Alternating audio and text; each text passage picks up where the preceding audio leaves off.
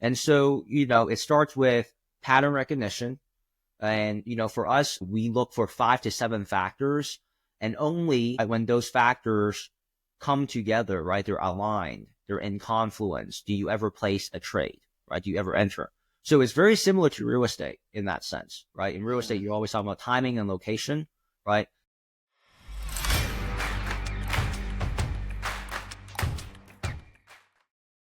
Do I see myself as a marketer or a business person?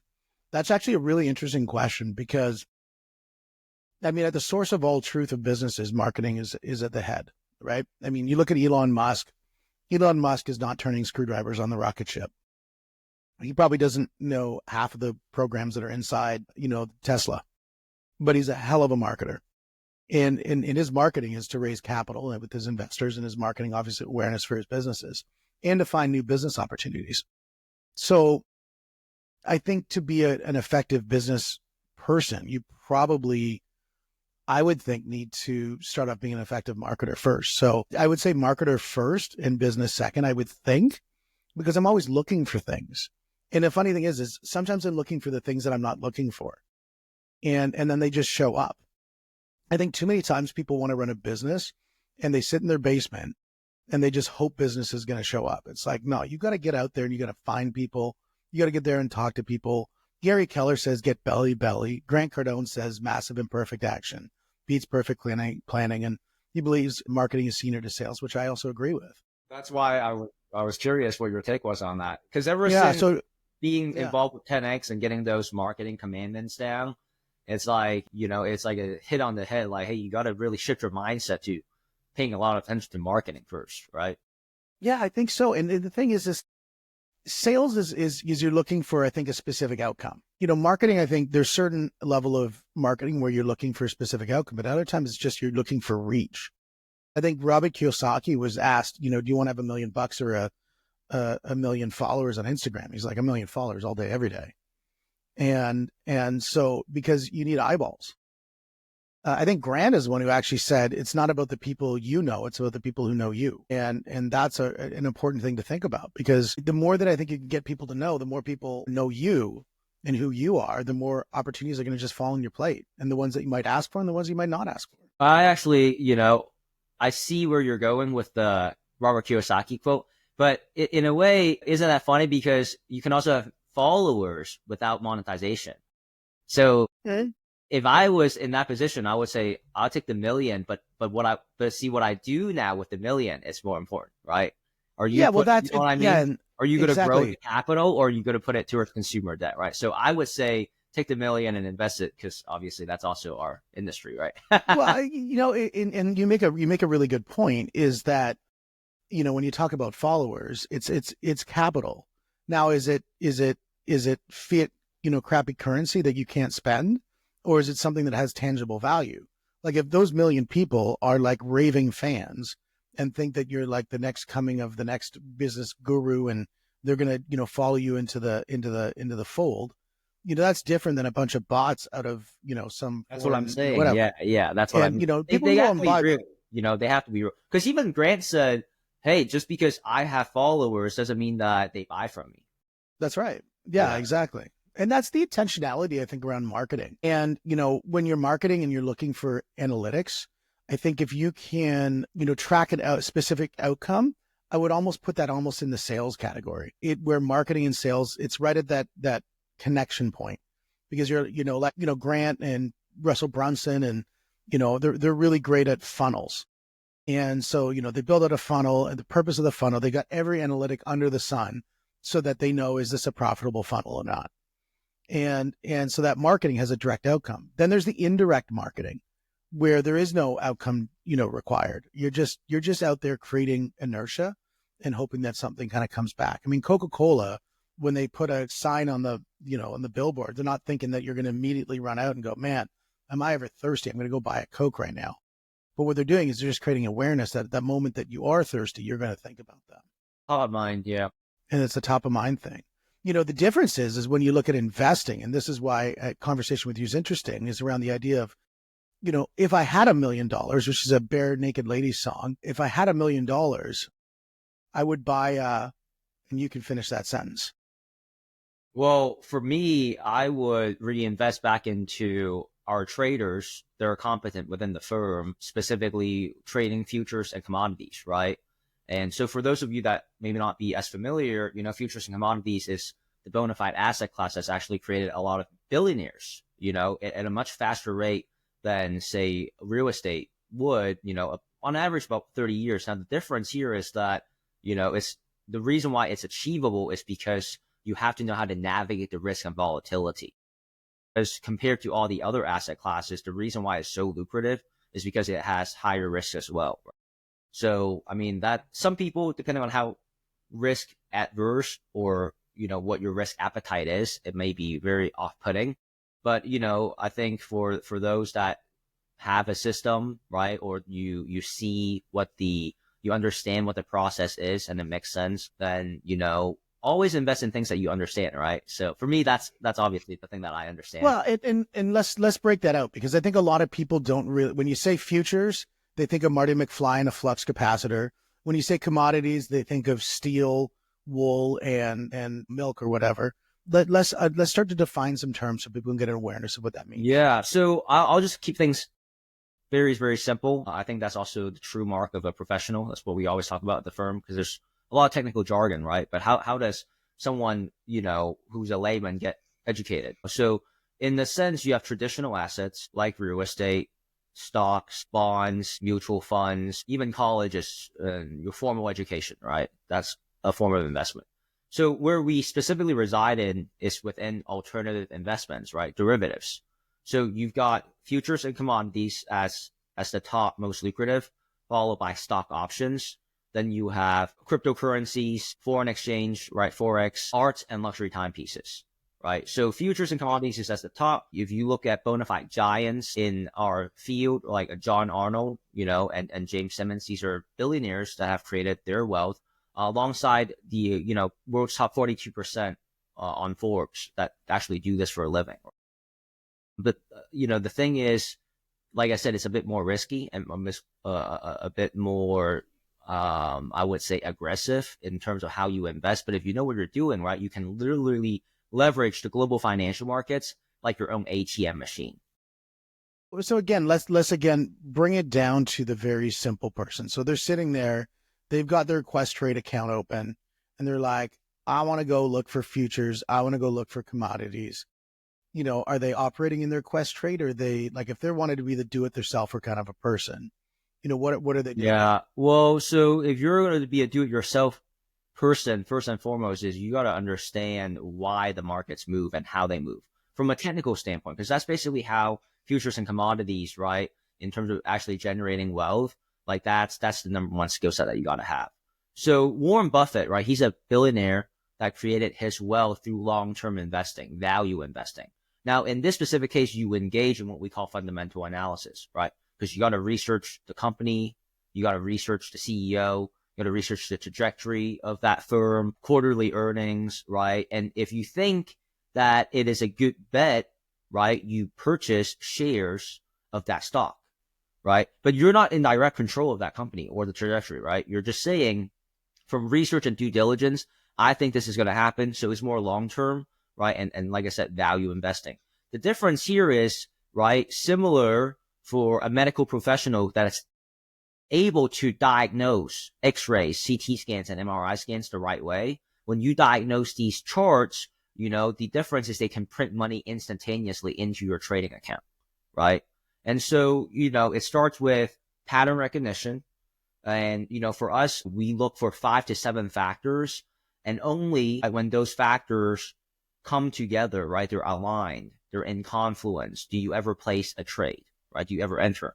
So it's very similar to real estate in that sense, right? In real estate, you're always talking about timing and location, right? Except this is not physical. This is timing and location on an actual chart, right? And so if you can learn those basic things, obviously, there's certain proprietary indicators that once you're, inside the industry, if you know how to leverage them, right, they help a lot more. I mean, we have those 5 to 7 indicators for a reason. But that's, the basics of it, right? Is if you were so I'm sitting in my Questrade account, and I'm looking at going, okay, I love this. I've done the research on this Acme company, and Acme looks great. The stock's right now running at, I don't know, $400, stock or whatever. And where does the future come into play? Is it I'm buying it at today's value? Am I buying it at future value? What am I buying it at? So yeah, that's a great point. So that's actually right a huge difference. When what you're talking about is fundamental analysis with stock, right? And so again, where we are is futures and commodities. So there's going to be charts. So really it's about reading how the markets move. What you have to understand is the way that we make money is we make money on the oscillations. So let's say you were to just imagine this is a graph, you have ups and downs, right? If you were to buy a stock and you held it all this time, right, you basically make nothing because the line is flat. You do not make money when the market's flat, right? Right? So what I'm saying is in futures, it looks like this, right? And we make money off of the movements. Now, what I'm saying is specifically here, how you read the movements, right, from a technical basis, that is how you make the money, right? So are we looking at companies? Are we looking at... No, you're not looking at companies. We're looking at commodities at this point. You're literally, you're trading futures or commodities, but you're really just looking at how the chart moves. And you're trying to determine, right, from what you're seeing, is the market going to go up, down, or sideways? And if you can essentially, from your diagnosis, be on the same direction as the markets, you make money. It's that simple. And the beautiful thing about futures and commodities, right, is that you can make money, right? Not only can you make the money when the markets go up, down, or sideways, but as a matter of fact, when it goes down, it tends to go down 67% faster than when it goes up.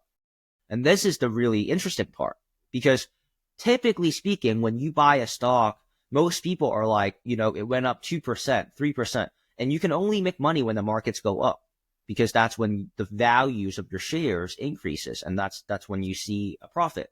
But what I'm trying to express to you is you can make money when the market goes down, right, in futures. And so, for example, back in 2008, when the markets were to collapse and most people would freak out, like, let's say, Steve, you had $1 million tied to that market, and, the market collapsed, the $1 million valuation of your shares would also collapse, right?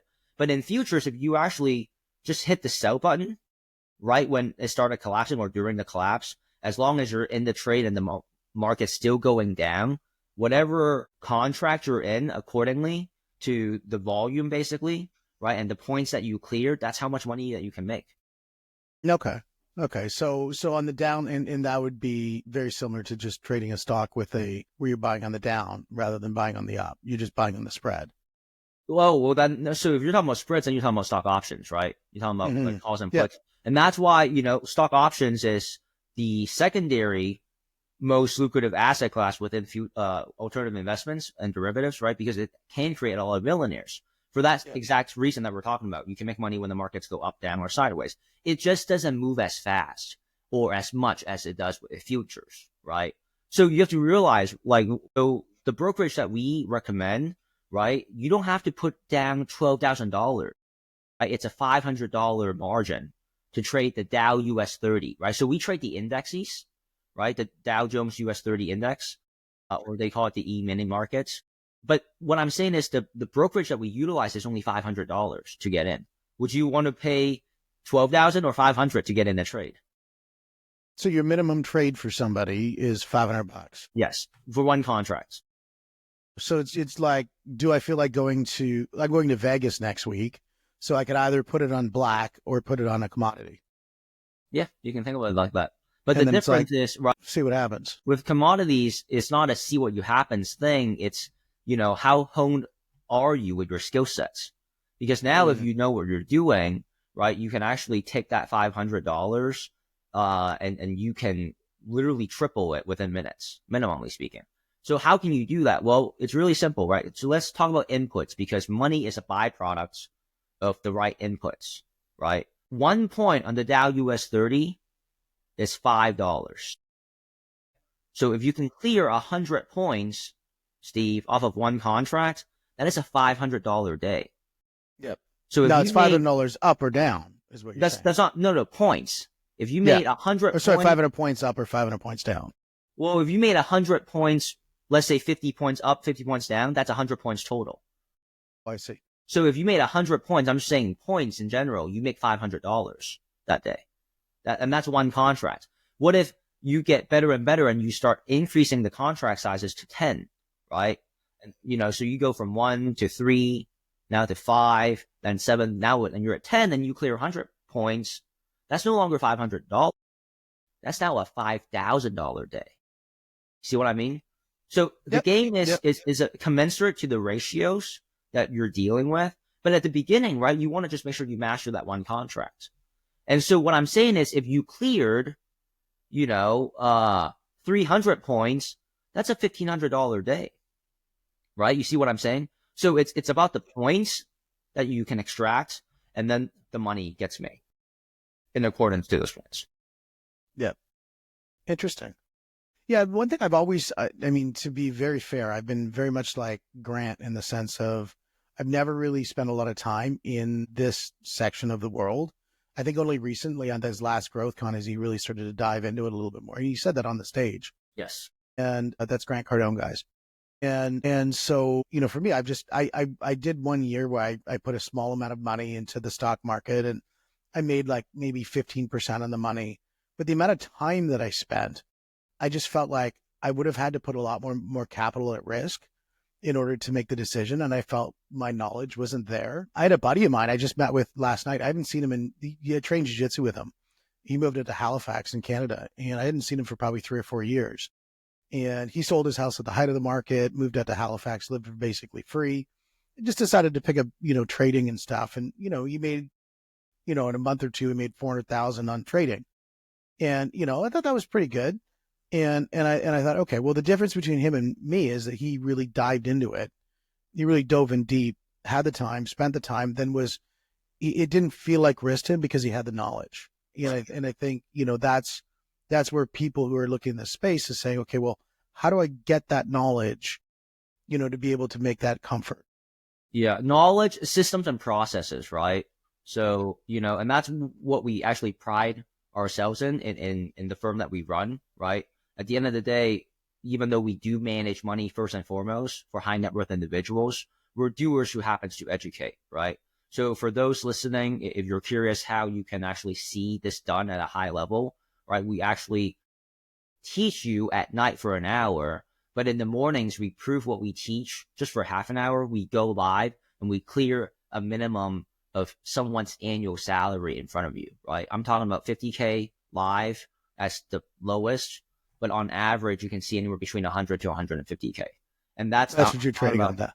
Yeah. And I'm talking about a consistent basis, right? You come any Tuesday or Thursday mornings, that's what our guarantee is. If you don't see us make at least 50K in front of your eyes, you can feel free to never talk to us again.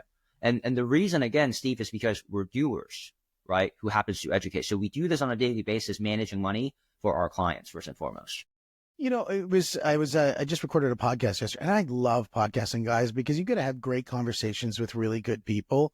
If you want to go out there and really get to know some other people in the world that you've never thought possible. I mean, look, Philip and I, we actually are in the 10X community together. Yes, we are. We bumped into each other, but we didn't bump each other in the 10X. We bumped each other just from podcasting. That's right. And we're like, wow, this is amazing. And so we were able to connect. And so, guys, if you want to get out and get amazing people like Philip, get out and start podcasting. And if you need help with that, go to podcastlaunch.ai and we'll definitely help you out. Now, Philip, when I was talking with this other fellow, the one thing that you really brought a good point up is around the idea of doers and learning from doers. Yes. And we were talking about this other day is the idea of the experiential versus the theoretical. And one of the things that we really kind of came to a conclusion of is you got to have both, because if you got the experiential, but you really don't realize what you're going through, versus you got the experiential with the theoretical. And now you kind of blended you put a third thing is successful experiential. and I think that's also extremely important as well when you're looking at an outcome driven experience and saying, look, we're going to not only just show you how, we're going to show you as we're doing it. That's right. And I think that's a really important thing. But I think, wouldn't you want a mentor that's actually successful? If you're going to go to a source for the purpose of getting compressed time, knowledge, and acceleration in your journey, right? Why would you not go after someone that, has not only been doing it, but been successful, right? Because that's the whole point is Yeah, to, absolutely. you know I what I mean, mean? and there's people who are successful in doing it. There's the people who are successful in coaching. Going back to Brazilian Jiu-Jitsu, John Danaher, he never really won any major tournaments, was never had any accolades on the major stages, but he's coached some of the most high-level people like George St. Pierre, Gordon Ryan, Gary Tonin, Nicholas Mergali, and these are the people who are at the top. Even Craig Jones, he's coached all of them. Nicky Rod, he's coached everybody who's the highest level of the highest level, and yet he's never won a tournament. But he's so technically aware that he can see success through other people. Yeah. I mean, the most important thing is, can the person receiving the information, have tangible results. Yep. Right. So Yep. it's two parts, right? You want to be able to learn from someone that is successful, but you also want to make sure that there is a transference in place, right? A robust bridge for the practitioner to actually teach you so you can learn the skill sets, right? Yeah. Maybe in that case, the case that you're mentioning is that the transference, was there, even though maybe the actual practitioner side of things was not as strong. But hey, Yep. he's able to get his clients results. So, right? Yeah, exactly. And I think the bridge is a really good addition to this theory that I'm building out. One thing that I'm really looking through is the idea of taking somebody from nothing to excellence and what's required to do that. And so it's a whole thought process I'm going through. So I think that the addition of really talking about this stability in that bridge, and a bridge, in a physical form requires 2 points of strength. And I think that's really important when you're looking at learning, is that the person who's giving can be a strong point, but the person who's receiving's got to be a strong point too. And if John Danaher went and did all those training with, Joe Schlepp, who didn't have the same focus as somebody like George St. Pierre, it probably wouldn't have had the same outcome. But Well, because that's he had why a strong landing on the other side of the I think bridge, it came that's, through. I think 100% integral in all kinds of successful mentorship mentee relationship. It's like you can have Phil Jackson, right? But if Michael Jordan was not willing to go hit the gym every day, then how are you going to get better? You know what I mean? So Yep. a two-way street for sure has to be in place. Yeah. Yeah. It's the bridge. It's got Yeah. 2 solid points of contact.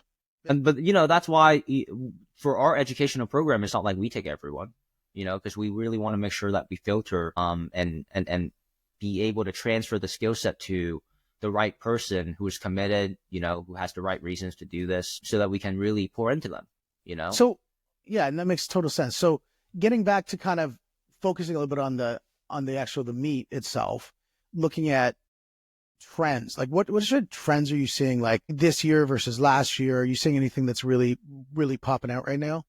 Well, I think in general, the markets are always going to have its ups and downs, right? So like, for example, coming out of January in our space, there's a thing called the January phenomenon. It's called the January effect. So, usually speaking, January through March, April, you're going to see the most amount of volatilities. The reason for that is because traders, we usually don't have salaries, right? So when the beginning of the year happens again, it's like everyone's back from vacation, holidays, like you start anew, right? So the reason why you're able to make the money you can in futures is because of participation. If you do not have participation, you do not have movements in the market, right? It's like when you go to the casino at the roulette table, if there's no one playing with you, it's right. So it's that same concept. So you get the most amount of participation, in these couple of months, right? And when I say, the volatility is usually the highest, that means that the markets are prone to be moving a couple hundred points a day. And if you know how to extract those points, then voila, you can make that money in half an hour to an hour and a half, right? That's how much we work when we trade. Because, this style of trading is short-term investing, high frequency trading, so to speak, right? So again, a little bit different than your typical long-term investing, value investing, right? We're not holding anything overnight, right? The longest trade for us may just be a couple of minutes, right? And that's the difference. So, trend wise, that's definitely always there, and it's proven to be true. You kind of look at how the markets have swung up and down. How much do you see things like AI changing the way the futures are done right now? Well, I don't necessarily want to say it will change the future, more so how it will enhance the efficacies and efficiencies of trading. What I mean by that is, how accurate can you get an algorithm to basically mimic that of the, human trader who is a masterful trader, right? That's actually something that we have been developing internally, but a really successful pioneer in our field is James Simmons, right? Passed away last year, at age 86 in May with a net worth of $30 billion, like 30.3. But the most interesting thing, Steve, is that with him, he did not take the entire lifetime to amass that kind of wealth. It only took him about 15, 16 years as he started in his late 60s. But he was the pioneer in our field that figured out automated software trading across multiple markets. So in surgery terms, because that's where I came from, right? In surgery terms, it's like being able to build a robotic surgeon that can actually operate on multiple patients and multiple ORs. Because when you're a phenomenal, hands-on surgeon, no matter how great you are, you're limited to that one OR room, that one patient, right? And that's kind of like what John Arnold did. John Arnold took 1.5 million to 1.5 billion in 2.5 years, getting the commodity natural gas the right way. But the thing is, once he became a billionaire, he went into philanthropy, and he kind of stopped. People were saying that, if he would have kept going, he would have eclipsed Warren Buffett at the rate that he was going. So how I see AI affecting the landscape is like, how do you make it more, I would say, hands off? You know what I mean? How do you make it a little bit more passive? We have a resource that we utilize that basically gets us a minimum of 10% a month, right? Very, very, it's our most conservative strategy with stock options. And, we're looking to build our own version of an automated software that can, really bring it to life, right? But that's kind of what I would say. It doesn't really change the landscape, more so enhance the capacity for hands-off styles of trading. So when you look at the trading, you mentioned the fellow with the natural gas commodities. Yeah, John Arnold. Yep. Yeah, there's a lot of different commodities to take a look at. What are some that people should pay attention to? Well, I mean, gold and oil, usually markets that move well, but you have to realize, like, different markets, Steve, they require different margins. I talked about the Dow US 30 and how you only need $500, right, to go in. Like, do not trade cotton. The reason is, right, cotton's soft and fluffy, but it'll kill you because it moves like every cent is like $5,000. So is it bad? It's not. Well, you can find out on your own. But what I'm saying is, if you make a bad move on cotton, I mean, you're down like 5 figures immediately. Like I said, it moves $5,000 per cent for like 10 cents, right? Think about that. So if you're right, then yeah. But if it goes against you, dude, you're down like 15, 20 grand easy, just like that. Are you trading any Wagyu beef? Just wondering. No. Asking for my son. No. We don't. Well, I more so eat the Wagyu. Yeah. Yeah. So yeah, I mean, gold and oil specifically within commodities are really good. In terms of the futures market, just so you understand, the futures is Dow US 30, right? The Dow Jones, Russell 2000, the Nasdaq. So we like to trade the Dow and the Nasdaq the most. Your ES, which is the S&P 500, as well as your other markets that you can choose from. But those are like the main ones, the main 5. And so when you're getting into it, what would you say somebody's first major step should be if they're looking into the commodity sector and maybe looking at gold? What are some key things that they should be looking? I mean, gold gets talked about all the time. Well, I think you need to make sure you identify the right brokerage. That's number one, to get the most amount of leverage, So what I would say is you got to have the right leverage to even get in. Because like I said, if you don't even know what brokerage to use, you could be putting down, like on a really popular brokerage known as interactive brokerage, it will show up as one of the first ones when you type it in on Google. To trade gold and oil respectively, it's $17,000 and $24,000, right? Versus the brokerage that we recommend, right, and personally use, it's $1,000 and $2,000. So would you rather enter the market at 1 or 2 versus 17 and 24? Yeah, I guess it depends on the type of investor you are, but yeah, I could see what you're saying. You know what I mean? Well, I mean, it's a 17 or 24x delta, right? You know, it's like, hey, Steve, I got a real estate project for you to look at. If you want to get in on it, the down payment is $1,000 first and $2,000 versus 17 and 24,000 on the same Yeah. property, right? You know what I mean? Yeah. Okay. On the same property. I can see Yeah, what on you're the saying. same property. It just Yeah. depends on who the brokerage you go through, right? So number one is the right brokerage, you know, and then number two is once you have the right brokerage, then you got to really know what are you looking for, right? What are the setups that you're familiar with? Because in trading, if you do not understand what's happening, it basically is gambling. And Oh that's yeah. really key. Yeah. So, you know, Yeah. that's That's what I where, felt like when I was doing it for that year. I'm like really pretending I'm chat GPTing things, and I'm just trying to figure out, is this the right move? And some of it would be, this is like a roll of the dice or whatever. And then other ones were the stable coin style thing.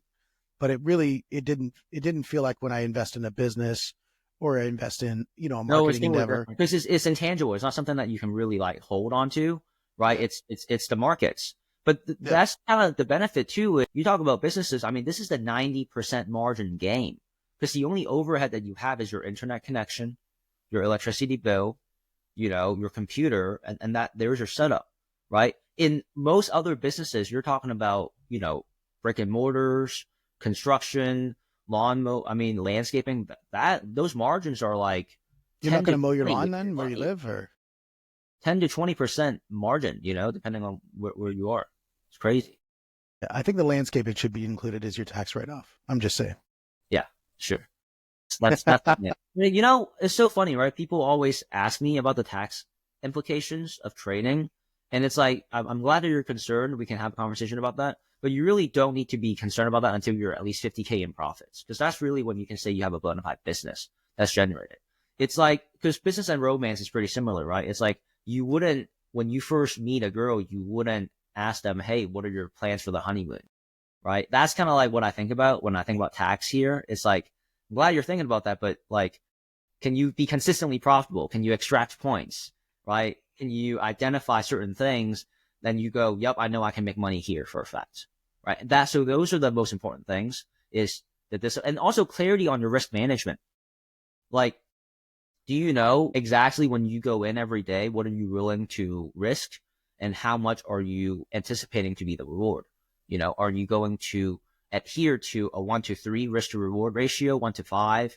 In our case, right, we're at 1-to-10, but obviously you don't want to start there, right? So we're risking, for each 10 points that we risk, we're aiming to make 100.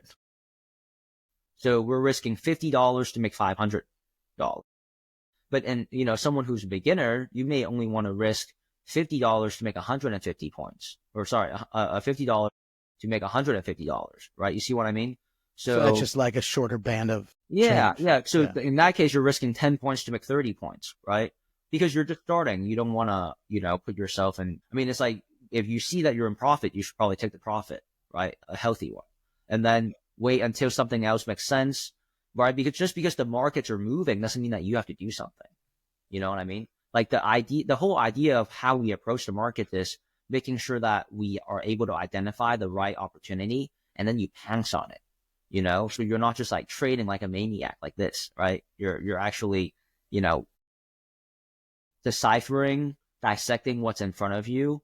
And then, like I said, right, diagnosing the charts the right way so that when something makes sense that comes your way, you enter in the trade, you pounce on it. So let's focus on the gold for a second. If there is two things that people should be looking for when they're looking at gold, two indicators, what are they?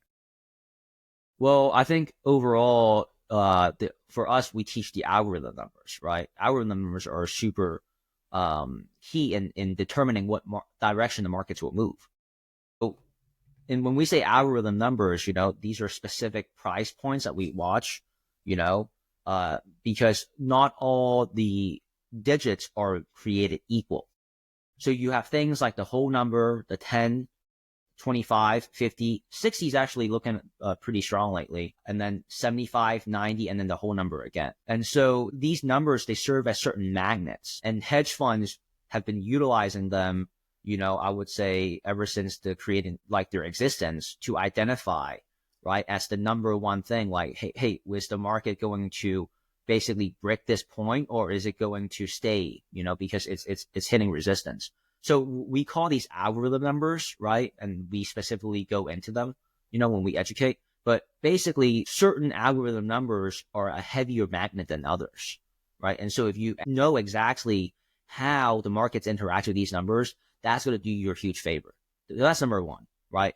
Number two is making sure that you have the right moving averages plotted, okay? So we use at least 3 different moving averages, and you want to, because the way that they separate and what I mean the way is like how wide they are, right? If you see a huge gap in these moving averages, then, it tends to tell you, hey, a trend is happening, and the market will probably be in, for a little bit. Now, what you want to also do is you want to confirm, if that trend is going to be a long trend or a short trend by referencing other charts, like the other charts that are longer. So we tend to use the 1 minute for precise entries, but you want to reference the 3, the 5, the 15, the 30, and the daily charts to get an overall picture of what's happening. So it's sort of zooming in once you kind of see and then obviously I'll be getting a little bit more technical if I use these terms, but like there's indicators known as the MACD. That's proven to be a pretty good one to look at alongside, the standard deviation lines to kind of help give you additional boundaries of the markets. But I mean, you don't just learn all these things in one. So I would say the most important ones, because we teach 5 to 7 factors minimum, right? And only when they're kind of all there do you want to really enter in a trade. So the number one important thing for us is the algorithm numbers. There's also specific reversal numbers, reversal times that, according to how the market flows, that will probably reverse. That's number 2. Number 3 is, I would say, candlestick patterns as well. Knowing your candlestick patterns is really huge. Knowing your moving averages and how they interact, right? That's another one. But then also on top of that, you have, I would say, the interrelatability of markets, right? Like knowing that when you trade the YM, the NASDAQ also has implications on it as well. Yep. And then the last but not least, federal reports, right? Because if you know exactly when a federal report will come out, that can greatly influence volatility. We had one of our biggest days where we made 437K in that afternoon. This was actually a year ago in February. And the reason for that is because there was a huge federal report that came out and they usually come out on Wednesday afternoons, right? Now you need to understand, one federal report is it's almost like 3 days worth of trading, because that's how much more volatility you see. Does the volatility happen right then, or does it happen the next day? No, it's right then and there. So like that 1-2 hour span, like you talk about efficiency, that 1-2 hour span covers like 3 days worth of volatility of like 3 regular days, right? So knowing and how to identify federal reports, right, which we teach as well. Some of our clients, they're just like federal reports traders. They literally only trade the reports. So they do the most amount of work. They don't even do the half an hour to an hour and a half daily, That's hilarious. Yeah. Now, speaking of federal reports, me being from Canada, you being from the US, we got the big T word happening between us, the tariffs. How do you see that playing out in the commodities of the oil markets? That's a great question. I mean, like I said, I think that's going to be more like leaning towards the fundamental analysis standpoint again. Again, like I said, for us is, to be honest with you, I know where your mind is going, but it's like a lot of things can be happening around the world, Steve, but as long as you can diagnose the charts, I'm telling you, like it helps to know, oh, if this goes up, this might go down, right? Overall. But what I'm trying to tell you is, because in this specific game, we're trading the oscillations, your number one job here is being able, it's like no different than, can you go under the hood of a malfunctioning car and be able to go, the reason why this is malfunctioning is because there's a leaky thing here, and that's all you're doing, every single chart, So what I'm trying to express to you is, like, this is a perfect example of how irrelevant fundamental analysis questions like that are to the skill set of technical analysis. Because if you have that down, it does not, like Steve, this is why people make money. This is why commodities traders and futures traders, we're literally impervious to market collapses and economic cycles if you have the right way of approaching it, or you have those skill sets, right? Because it's just about reading the charts. As long as you go, from what I'm reading, I can see it's about to fall for the next 5 minutes. I'm going to put a short here and bam, you're in profit, right? From what I'm seeing, oh, market's going to go back up. Those questions is like, oh, well, there's terrorists or there's like, we literally go, what's the chart telling you? You see what I'm saying? So there's nothing outside of really what you're saying, because what I'm saying is I'm looking at the sun circling the galaxy, and what you're saying is I'm walking across the street, and I'm going to make money walk because it's so precise at that moment. That's exactly. But how, now, please do not take my words out of context. Fundamental analysis does help, right? And the more you know, the more profitable you probably can be. I'm saying it is not a prerequisite. I'm saying that like you do not need to know that to be profitable here. The main thing that you need to be profitable here is robust technical analysis skill sets, right? So that's why, for us, literally our market morning prep is like 2 minutes. We're literally looking at, how the charts are related to each other, 1, 2, 3, 5 minute, 15, 30 daily. We're not on, CNBC. We're not reading the news. We're not looking at, like I said, quarterly earnings. You see what I'm saying? We're not looking at, political, administrative policies, right? And bureaucracies and how that could come into play. It's just like, okay, like, what is the chart telling you? You know what I mean? That's amazing. Yeah. No, that totally makes sense. And when I was doing the trading, I tried the chart thing, but I never really had, I think, a really good direction on it. And then I went to fundamentals, and I never really had a good direction on it. Well, I think because, and then I went, I'm just going to get out of this and go to real estate because I don't understand. No, I'm with you. But here's the thing, Steve, right? Like, you were probably doing that with the wrong asset class. So you said you were dabbling more so with stock options, right? Mm-hmm. Stock options is also great if you have the technical skill sets, but fundamental analysis matters more with stock options. So with stock options, it's a little bit more of a blend. The technical definitely works, but like it's very helpful if you know, because stock options inherently is options off of stocks, which is options off of companies. So knowing why certain things and how they will move, according to the research and the news, right? And the government policies, that will be of a greater advantage as compared to commodities. So for you, like that, you need to have a blend, a little bit of, and then here and there. Totally. And then I did play a little bit in the Bitcoin, like the crypto market, but it just was not me. Do you play in that space? Yes, I was really happy to discover this recently. So I did make I made a couple of grand on Bitcoin like way back in the day, buying and holding, right? But within Coinbase now, there's a setting called Advanced Coinbase. And I think we get access to it if you're a Coinbase One member. But this is again where the technical skill set comes from. So when I get the time I'll be actually night trading with my team members. Because during the day, I'm busy, with the business. But here's the thing that I've noticed, and this is why it's so true. Like, we always talk about the firm, how when you get trained as a futures and commodity trader, you can trade anything else, right? But it's hard to say that the other way around. And the reason is because you're so used to the speed of futures. So I literally looked at the Coinbase One advanced settings, and I was like, dude, I was like on the phone call with my team member, and we were just reading the markets, and we were like, oh my God, like Coinbase, Bitcoin, and Ethereum specifically, they are very trendy markets. Like if you actually look, the only two indicators I have on is the MACD and the EMA, the exponential moving average, out of all the ones that they provide. But if you look every 15 to 30 minutes, they have great trendy moves. So literally within an hour and a half, Bitcoin moved like 1,500 points. Now, we were not 100% sure what that means. Like, what does a point actually translate to in terms of dollars? Because I don't actually do that on a daily basis. But in terms of short-term trading, if you know how to short-term trade futures and you have that skill set, you can actually make quite a bit of good money from night trading in Bitcoin. Just because Bitcoin is a very, like, it doesn't have single candlestick patterns. So what I mean by that is you don't see it doing this. Yeah. It's very, like, it may wiggle in consolidation, but then it'll go up and then it'll come down. It's like, it's very beautiful in the sense of like, the overall flow. You know what I mean? So I actually have been pretty excited to trade Bitcoin and Ethereum short term. We're like, again, similar to how we trade futures. We're not buying and holding it overnight or over a week or over a month.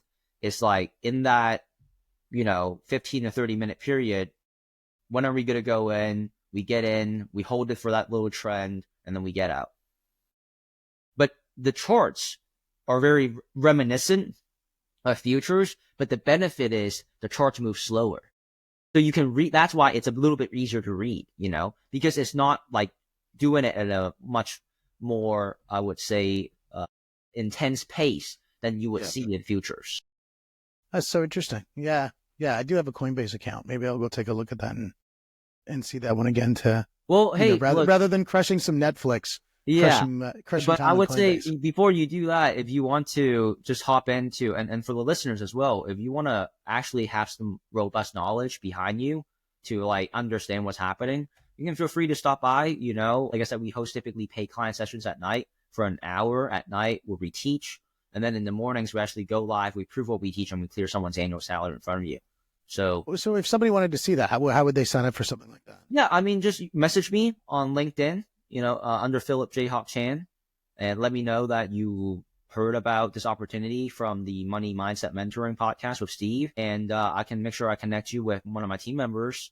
And what we can do is we can identify the best 2 weeks that works for you, and I can grant you a complimentary guest pass, right, at zero obligation. And so that way you actually see how this works in real time, right? And you have that background knowledge. Yeah.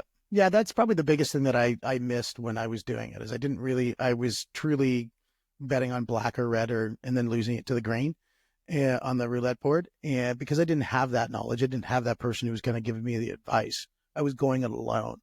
And I think most people, when they go to something, they always want to kind of make it their own path. And I think it's so much easier for you. And this is something that I learned. I'm Dutch, wouldn't head, wouldn't shoes, wouldn't listen. And so, you always have that mindset, go alone. But the more that you can involve other people who've done it with you, they've done it before you with you, and they've done a very good job. Why not just get the hall pass to the front of the line and be successful? And I think that to me is the best way of doing it. So guys, don't do what I did, which is just go blow some money on the market and they go, meh. It was just a vacation worth of money. I mean, it wasn't really a lot, but heck, that was a missed vacation. So Philip, man, dude, it's obviously great time chatting with you. I'm excited to seeing you at GrowthCon. Yeah, man.